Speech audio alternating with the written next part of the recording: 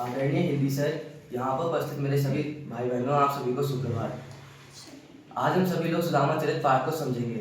यह पाठ रतन दास द्वारा लिखा गया है। इस पाठ को समझने से पहले मैं आपको सुदामा जी के बारे में कुछ मुख्य बातें बताना चाहूँगा।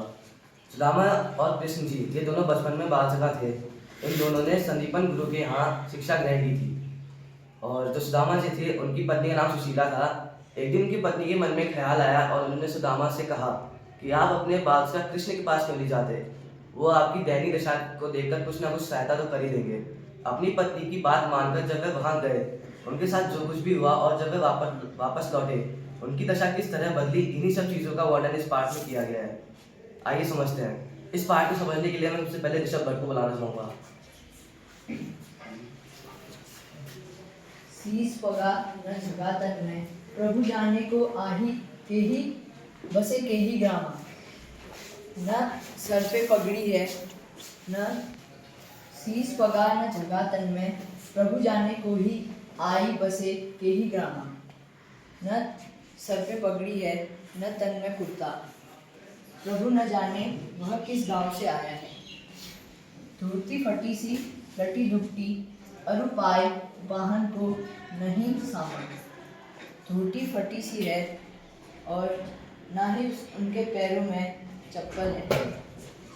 द्वार खड़ो द्विज दुर्बल एक, रहो चकितो बसुआ अभिरामा। द्वार पर एक दुबला पतला ब्राह्मण खड़ा है। वह द्वारका नगरी को देखकर चकित हो रहा है।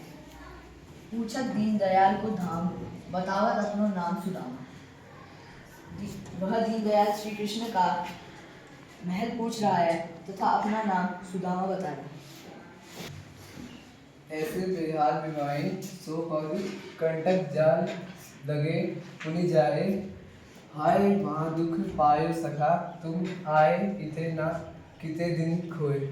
इसमें श्री कृष्ण ने कहा है कि सुदामा को, तुम्हारे आते आते पैर में कांटों का जाल बन गया है और इतना हाय सखा, इतना महादुख झेल के भी तुम मेरे पास क्यों नहीं आए। देख सुदामा की दीन दशा, करुणा करके करुणा निधि रोए। पानी परात को हाथ छुए नहीं, नैनन से जल सो पग धोए। श्री कृष्ण बोले, सुदामा के इतना दीन दशा देखकर श्री कृष्ण करुणा के सागर वो रोए और इतना रोए कि पानी परात को हाथ नहीं छुआ, यानी पानी को हाथ नहीं छुआ और अपने आंसुओं से ही उनके पग धो दिए। अभी हमको दियो सो तुम काहे न देते। यानी कि जो श्री कृष्ण है वो सुदामा से कह रहे हैं कि जो भाभी ने मेरे लिए भेजा है वो तुम मुझे क्यों नहीं दे रहे हो। चाबी पोटली काख में रहे कहो कहीं हेतु, यानी कि जो श्री कृष्ण कह रहे हैं कि जो पोटली तुमने अपनी काख में दबा के रखा है वो तुम मुझे क्यों नहीं दे रहे हो। आगे जना गुरु माता देते लय तुम चाबी हमें नहीं दीने। यानी कि श्री कृष्ण कह रहे कि आगे यानी बहुत पहले की गुरु माता हमें चने दिए थे और तुमने अकेले अकेले चबा के अकेले अकेले खाया और तुमने मुझे भी नहीं दिया।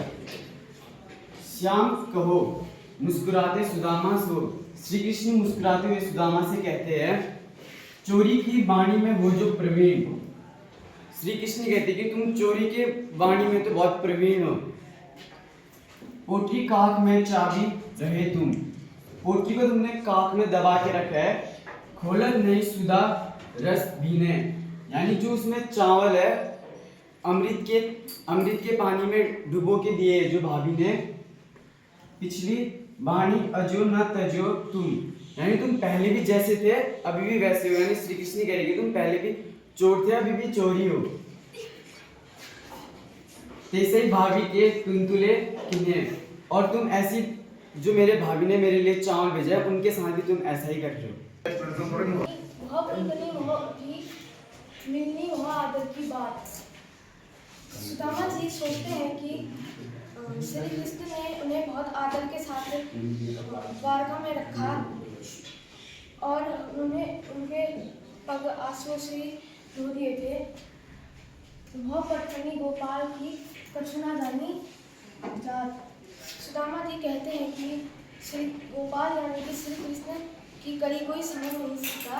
उन्होंने उन्हें इतना आदर के साथ भी खाली हाथ ही भेज दिया था। घर घर पर औरत फिरे तरफ दही के साथ। सुदामा जी कहते हैं कि यह कृष्ण मुझे क्या ही दे सकता है, जो ये कृष्ण तो वही है जो घर घर जाकर औरतों के पास दही को लेने के लिए हाथ फैलाता था। कहा भयो जो अब भयो हरि को राज समाज। सुदामा जी कहते हैं कि अब बचपन की दोस्ती कहाँ, अब तो श्री कृष्ण बहुत बड़े राजा बन चुके हैं, अब वो मुझे कुछ कर भी देंगे। वो आवत नहीं हेतु वही कठियो कहती। मैं तो यहाँ आना ही नहीं चाहता था, मगर मेरी धर्मपत्नी ने मुझे यहाँ धकेलते भेज दिया था। अब कहियो समुदाय के बहुत धन दोष केली। महाराज जी कहते हैं कि अब वो अपने घर जाकर अपनी पत्नी को समझाएंगे कि ये देखो श्री कृष्ण ने बहुत धन दिया है।